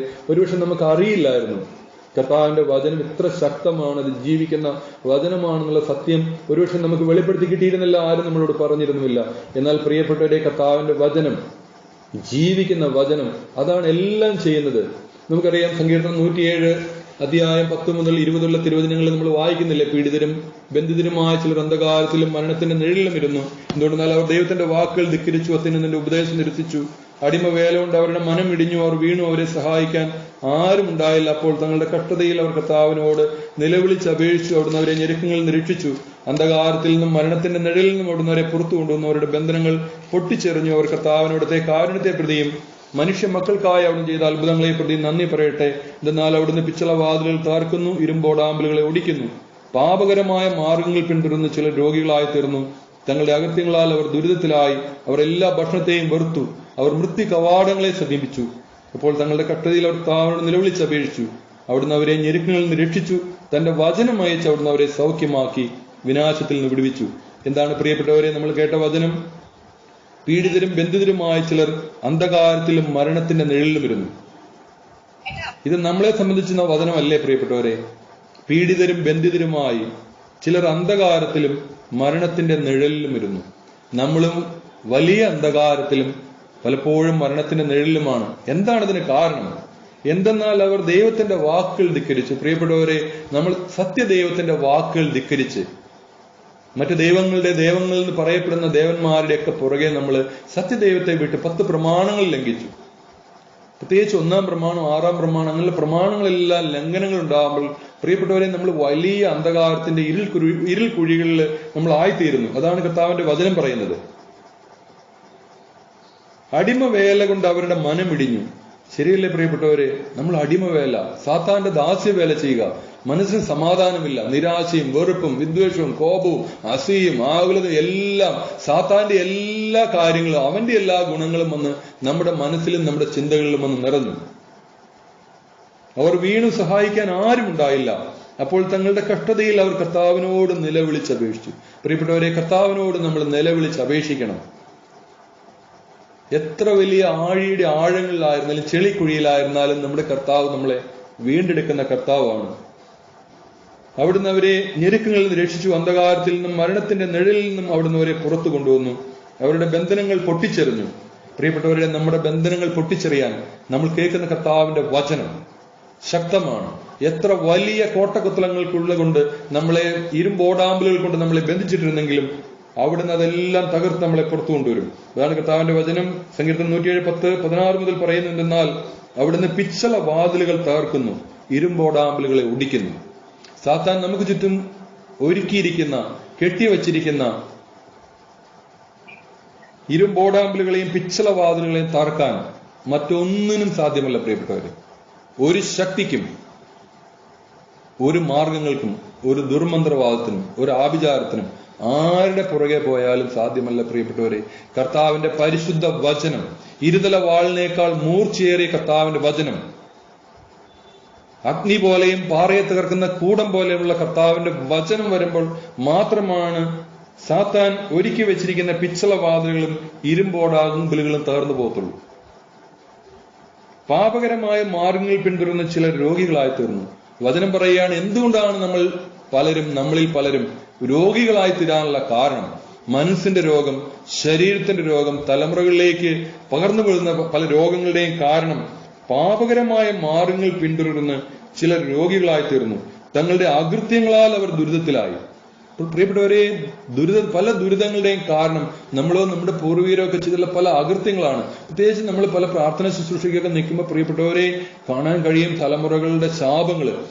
ഞങ്ങളൊരു പ്രാർത്ഥനയ്ക്ക് ഒരു 2-3 ദിവസം മുമ്പ് ഒരു കൂട്ടായ്മയിൽ നിൽക്കുമ്പോൾ നമ്മൾ കാണുകയായിരുന്നു, ഒരു വ്യക്തിക്ക് വേണ്ടി പ്രാർത്ഥിക്കുമ്പോൾ നമ്മൾ കാണുകയായിരുന്നു, ആ വ്യക്തിയിൽ അരൂപി വെളിപ്പെട്ടപ്പോൾ ആ വ്യക്തിയിൽ നിന്ന് വിളിച്ചു പറയാണത് 4 തലമുറകൾക്ക് മുമ്പുള്ള ഒരു 4 തലമുറകൾക്കുണ്ടായ ഒരു വ്യക്തിയുടെ പാപത്തിന്റെ കൊടിയ പാപത്തിന്റെ ശാപം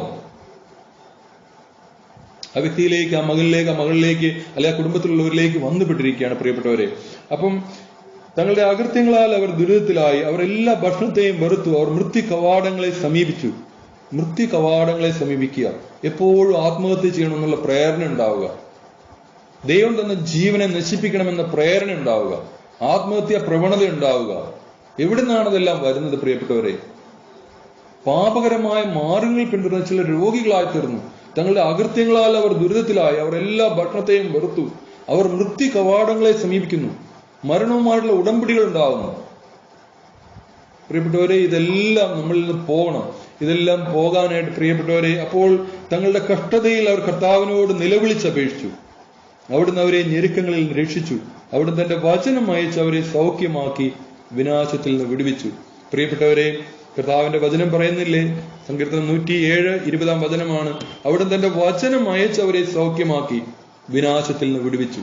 അപ്പൊ ജീവിക്കുന്ന കർത്താവിന്റെ വചനം, ഇരുതല വാളിനേക്കാൾ മൂർച്ചയേറിയ കർത്താവിന്റെ വചനം, ദൈവം തന്നെയായ വചനം, യേശു ക്രിസ്തു. വെളിപാട് 19:16 നമ്മൾ വചനത്തിന്റെ തുടക്കത്തിൽ നമ്മൾ കേട്ട വെളിപാട് 19:16, അവന് മേലങ്കിയിലും തുടയിലും എഴുതപ്പെട്ട ഒരു നാമമുണ്ട്. അത് നാഥന്മാരുടെ നാഥനെന്നും രാജാക്കന്മാരുടെ രാജാവെന്നുമാണ്. ആ സർവശക്തനായ രാജാവാണ് വന്ന് നിന്നിലെ കെട്ടുകൾ പൊട്ടിക്കുന്നത്. എന്നിലെ അന്ധകാര ചെങ്ങലുകൾ, പിച്ചള കോട്ടകള്, ഇരുമ്പോടാമ്പലുകൾ തകർത്ത് കളയുന്നത് അവിടുന്ന് മാത്രമാണ്. അതാണ് യെശയ്യാ 45:2-3 തിരുവചനങ്ങൾ നമ്മൾ വായിക്കുന്നത്. ഞാൻ നിനക്ക് മുമ്പേ പോയി പിച്ചള വാതിലുകൾ തകർക്കുകയും ഇരുമ്പോടാമ്പലുകളെ ഒടിക്കുകയും ചെയ്യും. നിന്നെ പേര് ചൊല്ലി വിളിക്കുന്ന ഇസ്രായേലിന്റെ ദൈവമായ കർത്താവ് ഞാനാണെന്ന് നീ അറിയേണ്ടതിന് അന്ധകാരത്തിലെ നിധികളും രഹസ്യ ധനശേഖരവും നിനക്ക് ഞാൻ തരും. പ്രിയപ്പെട്ടവരെ, നമ്മുടെ കർത്താവ്, നമ്മളെ സ്നേഹിക്കുന്ന കർത്താവ്, നമ്മുടെ കൂടെ ആയിരിക്കാൻ ആഗ്രഹിക്കുന്ന കർത്താവ്. യെശയ്യാ 41:13 പറയുന്നുണ്ടല്ലോ, നിന്റെ ദൈവവും കർത്താവുമായ ഞാൻ നിന്റെ വലത് കരം പിടിച്ചിരിക്കുന്നു. ഞാനാണ് പറയുന്നത്, ഭയപ്പെടേണ്ട, ഞാൻ നിന്നെ സഹായിക്കും. ഈ അവസ്ഥ ഒന്ന് ആലോചിക്കുക പ്രിയപ്പെട്ടവരെ. കർത്താവ് പറയാണ്, നിന്റെ ദൈവവും കർത്താവുമായ ഞാൻ നിന്റെ വലത് കൈയിൽ പിടിച്ചിരിക്കുന്നു, ഭയപ്പെടേണ്ട, ഞാൻ നിന്നെ സഹായിക്കും, നീ നിന്റെ ശത്രുക്കളെ ഭയപ്പെടേണ്ട, ആരെയും ഭയപ്പെടേണ്ട, നിന്റെ ദൈവവും കർത്താവുമായ സർവശക്തനും സൃഷ്ടാവുമായ ദൈവം നിന്റെ വലത് കൈയിൽ പിടിച്ചിരിക്കുന്നു. ഇത് അനുഭവിക്കാൻ സാധിക്കുന്നുണ്ട് പ്രിയപ്പെട്ടവരെ. കർത്താവ് പറയാണ്, ദാ ഞാൻ നിന്റെ വലത് കൈയിൽ പിടിച്ചിരിക്കുന്നു. നീ പാതാളത്തിന്റെ അഗാധത്തിന്റെ ഇരുൾ കുഴിയിലായാലും ചെളിക്കുണ്ടിലായാലും പാപത്തിന്റെയും മ്ലേച്ഛതയുടെയും അന്ധകാരത്തിന്റെയും മ്ലേച്ഛ തിന്മകളുടെയും പാപങ്ങളുടെയും എല്ലാ ആഭിചാരക്രിയകളും കർത്താവിൽ നീ വിട്ടുപോയി നീ അകന്നിരിക്കുന്നവനാണെങ്കിലും ഇന്ന് നീ തിരിച്ചു വരാൻ തയ്യാറായാൽ, ആഴിയുടെ ആഴങ്ങളിലേക്ക് കരങ്ങൾ നീട്ടി നിന്നെ പൊക്കിയെടുക്കാൻ സർവശക്തനായ ദൈവം നിന്റെ മുമ്പിൽ വന്നു നിൽക്കുന്നു. നിന്റെ കൈ നീ ഒന്ന് ഉയർത്തി കൊടുക്കണം. മനുഷ്യരുടെ മുമ്പിൽ കൈ നീട്ടാതെ നിന്നെ സൃഷ്ടിച്ച നിന്റെ ദൈവമായ കർത്താവിന്റെ മുമ്പിൽ, അവൻ സർവശക്തനായ ദൈവമാണെന്ന്, നിന്നെ വിമോചിപ്പിക്കാൻ കഴിവുള്ള കർത്താവും രാജാവുമാണ് അവനെന്ന് നീ ബോധ്യപ്പെട്ട് നിന്റെ കരങ്ങൾ നീ ഉന്നതങ്ങളിലേക്ക് ഉയർത്തിയാൽ അവൻ നിന്റെ കയ്യിൽ പിടിക്കും. വീണ്ടും കരം ഉയർത്താതെ നീ നിന്നെ തന്നെ കഠിനഹൃദയനാക്കിയാൽ കർത്താവൻ നിന്നെ സ്പർശിക്കാനാവുമോ? പ്രിയപ്പെട്ടവരെ, അതിനാൽ കർത്താവിനോട് എളിമയ്ക്ക് വേണ്ടി പ്രാർത്ഥിക്കാം. യെശയ്യാ പ്രവാചകന്റെ പുസ്തകം 57-ാം അധ്യായം 15-ാം തിരുവചനം, അത്യുന്നതനും മഹത്വപൂർണനുമായവൻ, അനന്തതയിൽ വസിക്കുന്ന പരിശുദ്ധൻ എന്ന നാമം വഹിക്കുന്നവൻ അരുളി ചെയ്യുന്നു, ഞാൻ ഉന്നതമായ വിശുദ്ധ സ്ഥലത്ത് വസിക്കുന്നു, അനുതാപികളുടെ ഹൃദയത്തെയും എളിമ ഉള്ളവരുടെ ആത്മാവിനെയും നവീകരിക്കാൻ ഞാൻ അവരോട് കൂടെ വസിക്കുന്നു. പ്രിയപ്പെട്ട ദൈവത്തിന്റെ മകനെ മകളെ, കർത്താവിൽ നിന്ന് എന്തെങ്കിലും വേണമെങ്കിൽ, എന്തെങ്കിലും നേടണമെങ്കിൽ പ്രിയപ്പെട്ടവരെ, ഒന്ന് നമുക്ക് വിശ്വാസം വേണം, ആഴമായ വിശ്വാസം വേണം. വിശ്വാസത്തോടെ ചോദിക്കുന്നത് മാത്രമേ കിട്ടുകയുള്ളൂ. വിശ്വസിക്കാത്തവൻ കാറ്റിൽ ഇളകി മറിയുന്ന തിരമാലയ്ക്ക് സദൃശനാണ്. അവന് കർത്താവിൽ നിന്ന് എന്തെങ്കിലും ലഭിക്കുമെന്ന് കരുതേണ്ട എന്ന് നമ്മൾ യാക്കോബ് ലേഖനത്തിൽ വായിക്കുന്നുണ്ടല്ലോ. പ്രിയപ്പെട്ടവരെ, ആകയാൽ കർത്താവിനോട് നമുക്ക് എളിമയോടെ യാചിക്കാം. നല്ല ദൈവമേ, അപ്പ, ഞങ്ങൾക്ക് നിർമ്മലവും വിശുദ്ധവും ആഴവും അചഞ്ചലവുമായ സത്യവിശ്വാസം, നീ ജീവിക്കുന്ന കർത്താവ് ഞങ്ങളുടെ കൂടെയുള്ള കർത്താവാണെന്നുള്ള ആ വിശ്വാസം നൽകണമേ അപ്പ. ഞങ്ങളുടെ വിശ്വാസം വർദ്ധിപ്പിക്കണമേ എന്ന് ഞങ്ങൾ പ്രാർത്ഥിക്കുന്നു. അവിടുത്തെ പ്രിയ ശിഷ്യന്മാരോട് ചേർന്ന് ഞങ്ങൾ പ്രാർത്ഥിക്കുന്നു, ഞങ്ങളുടെ വിശ്വാസം വർദ്ധിപ്പിക്കണമേ കർത്താവേ, ഞങ്ങളുടെ വിശ്വാസം വർദ്ധിപ്പിക്കണമേ. ഒരു കടുകുമണിയോളം വിശ്വാസം ഞങ്ങൾക്ക് നൽകണമേ. ഈശോ പറഞ്ഞല്ലോ, ഒരു കടുകുമണിയോളം വിശ്വാസം നിങ്ങൾക്കുണ്ടെങ്കിൽ ഈ നിൽക്കുന്ന മലയോട് ഇവിടെ നിന്ന് മാറി കടലിൽ പോയി പതിക്കുക എന്ന് പറഞ്ഞാൽ, ഈ സിക്കമൂർ മരത്തോട് ഇവിടെ നിന്ന് പോയി കടലിൽ പോയി വേറൊരുക്കുക എന്ന് പറഞ്ഞാൽ അത് സാധിക്കുമെന്ന് അവിടുന്ന് പറഞ്ഞല്ലോ. ഈശോയെ, ഞങ്ങളുടെ വിശ്വാസം അല്പവിശ്വാസികളാണ് കർത്താവേ. ഇത്രയൊക്കെ അത്ഭുതങ്ങൾ കണ്ടിട്ടും അടയാളങ്ങൾ കണ്ടിട്ടും വചനം കേട്ടിട്ടും അങ്ങ് ജീവിക്കുന്ന കർത്താവാണ്. എന്റെ കർത്താവിന് എന്റെ കാര്യത്തിൽ ഇടപെടാൻ കഴിയും, എന്റെ വലിയ പ്രതികൂലങ്ങളിലും പ്രതിസന്ധികളിലും ഇടപെടാൻ കഴിയുമെന്ന് വിശ്വസിക്കാൻ പലപ്പോഴും സാധിക്കുന്നില്ല കർത്താവേ. ബുദ്ധിയിലാണ് ഞങ്ങൾ ആശ്രയിക്കുന്നത്, ഞങ്ങളുടെ യുക്തി വിചാരങ്ങളിലാണ് ഞങ്ങൾ ആശ്രയിക്കുന്നത്. തെറ്റാണ് കർത്താവേ, അത് മനസ്സിലാക്കാനുള്ള കൃപ നൽകണമേ. ബുദ്ധിമാന്മാരിൽ നിന്നും വിവേകികളിൽ നിന്നും മറച്ചുവെച്ച് സ്വർഗ്ഗരാജ്യത്തിന്റെ രഹസ്യങ്ങൾ ശിശുക്കൾക്ക് വെളിപ്പെടുത്തിയതിനാൽ പിതാവേ, ഞാൻ അങ്ങേ സ്തുതിക്കുന്നു എന്ന കർത്താവിന്റെ വചനം ഞങ്ങൾ ഓർക്കുന്നു. കർത്താവ് പറഞ്ഞല്ലോ, ബുദ്ധിമാന്മാരിൽ നിന്നും വിവേകികളിൽ നിന്നും മറച്ചുവെച്ച് സ്വർഗ്ഗരാജ്യത്തിന്റെ രഹസ്യങ്ങൾ ശിശുക്കൾക്കാണ് വെളിപ്പെടുത്തുക. എന്താണ് പ്രിയപ്പെട്ടവരെ ഈ വചനത്തിന്റെ അർത്ഥം? ആരാണ് ശിശു? ആത്മീയ ശിശുത്വമാണ്, ഹൃദയത്തിന്റെ നൈർമല്യതയാണ്. നമുക്കറിയാം, മനുഷ്യന്റെ ചിന്തകൾ ഇത്രയുള്ളൂ. മനുഷ്യന്റെ ചിന്തകളും ദൈവത്തിന്റെ ചിന്തയും തമ്മിലുള്ള വ്യത്യാസം പറയുന്നുണ്ടല്ലോ. ഭൂമിയും ആകാശവും എത്രമാത്രം അകന്ന്, ഭൂമിയിൽ നിന്ന് ആകാശം എത്രമാത്രം ഉന്നതമാണോ എത്രമാത്രം അകന്നിരിക്കുന്നോ അതുപോലെയാണ് മനുഷ്യന്റെ ചിന്തയും ദൈവത്തിന്റെ ചിന്തയും. ആകയാൽ പ്രിയപ്പെട്ടവരെ, നമുക്ക് എളിമപ്പെടാം. ഒന്ന് എളിമപ്പെടാനുള്ള കൃപ ലഭിക്കാൻ വേണ്ടി പ്രാർത്ഥിച്ച് എല്ലാവരും പ്രാർത്ഥിക്കണം. കർത്താവ് എളിമ നൽകണം. നല്ല എളിമയുണ്ടെങ്കിൽ മാത്രമേ പ്രിയപ്പെട്ടവരെ ഈശോയെ അറിയാൻ പറ്റുള്ളൂ, ഈശോ എന്ന സ്നേഹത്തെ അറിയാൻ പറ്റുള്ളൂ. അതുകൊണ്ടാണല്ലോ ഫിലിപ്പിയർക്ക് എഴുതിയ ലേഖനം 2-ാം അധ്യായം 1 മുതൽ 11 വരെയുള്ള തിരുവചനത്തിൽ നമ്മൾ വായിച്ചു കേട്ടില്ലേ കുറച്ചു മുമ്പ്? തന്നെ തന്നെ ശൂന്യനാക്കിയ ക്രിസ്തുവിനെ കുറിച്ച്. ദൈവം തന്നെ തന്നെ ശൂന്യനാക്കി, മരണം വരെ, അതേ കുരിശ് മരണം വരെ അവൻ ശൂന്യനാക്കി. മനുഷ്യന്റെ ആകൃതിയിലായി അവൻ ദൈവമായിരുന്നിട്ടും ദൈവമായുള്ള സമാനത നിലനിർത്തേണ്ട ഒരു കാര്യമായി പരിഗണിച്ചില്ല. തന്നെ തന്നെ ശൂന്യനാക്കി ദാസന്റെ രൂപം സ്വീകരിച്ച് ആകൃതിയിൽ മനുഷ്യനെ പോലെ ആയി. ഇല്ലേ? മരണം വരെ, അതേ കുരിശു മരണം വരെ അനുസരണമുള്ളവനായി തന്നെ തന്നെ താഴ്ത്തി. പ്രിയപ്പെട്ടവരെ, നമ്മുടെ കർത്താവ് നമുക്ക് വേണ്ടി അനുസരണമുള്ളവനായി തന്നെ തന്നെ താഴ്ത്തി മനുഷ്യനായി വന്ന് പിറന്നു. മനുഷ്യന്റെ എല്ലാ വേദനയും കഷ്ടപ്പാടും നൊമ്പരും എല്ലാം അവൻ കണ്ടു, അവൻ അനുഭവിച്ചു. പാപമൊഴികെ എല്ലാ കാര്യങ്ങളിലും നമുക്ക് സദൃശനായി തീർന്ന ആ നല്ല ദൈവം, സ്വർഗത്തിൽ സ്വർഗപിതാവിന്റെ അടുത്ത് നമുക്ക് വേണ്ടി മധ്യസ്ഥം വഹിക്കുന്ന നമ്മുടെ കർത്താവ് നമുക്ക് കൂടെയുള്ളതിനാൽ പ്രിയമുള്ളവരെ, നമുക്ക് ധൈര്യചിത്തരായിരിക്കാം. അവിടുന്ന് നമ്മളെ വിടുവിക്കും. അവനെ ആശ്രയിക്കാം. കർത്താവെ, അങ്ങയിൽ ആശ്രയിക്കാനുള്ള വലിയ കൃപ, സങ്കീർത്തനം 31:14 വലിയ കൃപ ഞങ്ങൾക്ക് നൽകണമേ. സങ്കീർത്തനം 31:14 പറയുന്നു, കർത്താവെ, അങ്ങയിൽ ഞങ്ങൾ ആശ്രയിക്കുന്നു, അങ്ങാണ് എന്റെ ദൈവമെന്ന് ഞാൻ പ്രഖ്യാപിക്കുന്നു. ഏറ്റുപറയാനുള്ള കൃപ ഈ കൂട്ടായ്മയിൽ ഓരോരുത്തർക്കും നൽകണമേ. കർത്താവെ, അങ്ങയിൽ ഞങ്ങൾ ആശ്രയിക്കുന്നു, അങ്ങാണ് ഞങ്ങളുടെ ദൈവമെന്ന് ഞങ്ങൾ പ്രഖ്യാപിക്കുന്നു. നല്ല ദൈവമേ, ഈ മണിക്കൂറിനെ ഓർത്ത്, ഈ നിമിഷത്തെ ഓർത്ത് ഞങ്ങൾ നന്ദി പറയുന്നു. അവിടുന്ന് ഞങ്ങൾക്ക് നൽകിയ എല്ലാ വചനങ്ങളും കർത്താവെ ഞങ്ങൾ അങ്ങ് മുദ്രിതമാക്കണമേ. ഞങ്ങൾ അങ്ങ് മുദ്രിതമാക്കണമേ ഈശോയെ. അവിടുത്തെ വചനം ഒരിക്കലും ഫലം പുറപ്പെടുവിക്കാതെ തിരിച്ചു വരുന്നില്ലല്ലോ കർത്താവെ. ഞങ്ങളത് മുദ്രിതമാക്കണമേ അപ്പ.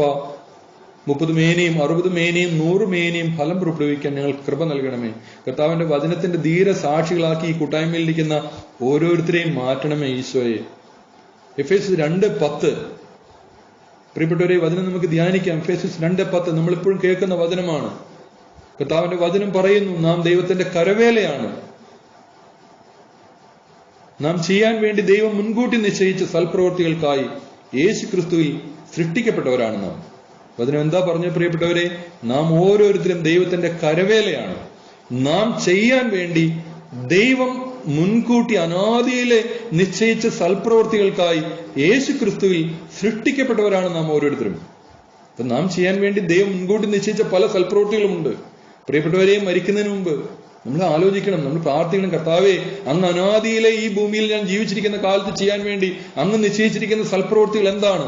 അതെല്ലാം ചെയ്ത് എന്റെ കർത്താവ് എനിക്കായി കൽപ്പിച്ചിരിക്കുന്ന എന്റെ വേലയും ജോലിയും എല്ലാം ചെയ്ത് ഇവിടുന്ന് കടന്നു പോകാൻ, അങ്ങനെ പൗലോസ്ലിയായെ പോലെ പറയാൻ, കർത്താവെ, എന്റെ ഓട്ടം ഞാൻ പൂർത്തിയാക്കി, അങ്ങ് എന്നെ ഏൽപ്പിച്ചിരുന്ന ജോലി ഞാൻ പൂർത്തിയാക്കി, ആകയാൽ ജീവന്റെ കിരീടം അങ്ങ് എനിക്ക് നൽകണമേ, മഹത്വത്തിന്റെ കിരീടം എനിക്ക് നൽകണമേ എന്ന് പൗലോസ്ലിയായെ പോലെ പ്രാർത്ഥിക്കാനുള്ള ധൈര്യം നമുക്കുണ്ടാവണം. പ്രിയപ്പെട്ടവരെ, നല്ല ദൈവമേ, മണിക്കൂറിന് നന്ദി പറയുന്നു.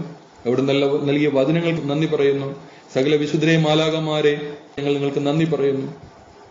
യെശയ്യാ 58:13-14 വചനങ്ങളിൽ നമ്മൾ കേൾക്കുന്നുണ്ടല്ലോ പ്രിയപ്പെട്ടവരെ. സാബത്തിനെ ചവിട്ടി മെതിക്കുന്നതിൽ നിന്നും എന്റെ വിശുദ്ധ ദിനത്തിൽ നിന്റെ ഇഷ്ടം അനുവർത്തിക്കൽ നീ പിന്തിരിയുക. സാബത്തിനെ വിശുദ്ധവും ബഹുമാന്യവും സജീവവുമായി കണക്കാക്കുക. നിന്റെ സ്വന്തം വഴിയിലൂടെ നടക്കാതെ നിന്റെ ഇഷ്ടം അനുവർത്തിക്കാതെ നീ അതിനെ ആദരിക്കുക. അപ്പോൾ ലോകത്തിലെ ഉന്നത സ്ഥാനങ്ങളിലൂടെ അവിടെ നിന്നെ സവാരി ചെയ്യിക്കും. യാക്കോബിന്റെ ഓഹരി കൊണ്ട് അവിടെ നിന്നെ പരിപാലിക്കും. അപ്പാ, ഞങ്ങൾ കർത്താവിന്റെ കൂടെ ഇരിക്കാൻ തന്ന ഈ വലിയ കൃപയും മണിക്കൂറിനെ ഓർത്ത് ഞങ്ങൾ ഒരിക്കൽ കൂടി നന്ദി പറയുന്നു. എല്ലാ അനുഗ്രഹങ്ങൾക്കും അങ്ങേക്ക് നന്ദി പറയുന്നു. പ്രിയപ്പെട്ടവരെ, നമുക്കൊരു നിമിഷം കർത്താവ് തന്ന വചനങ്ങളെ ഓർത്ത് നന്ദി പറഞ്ഞ് നമുക്ക് എല്ലാവർക്കും മൈക്ക് ഓൺ ചെയ്ത് കർത്താവിനെ സ്തുതിക്കാം.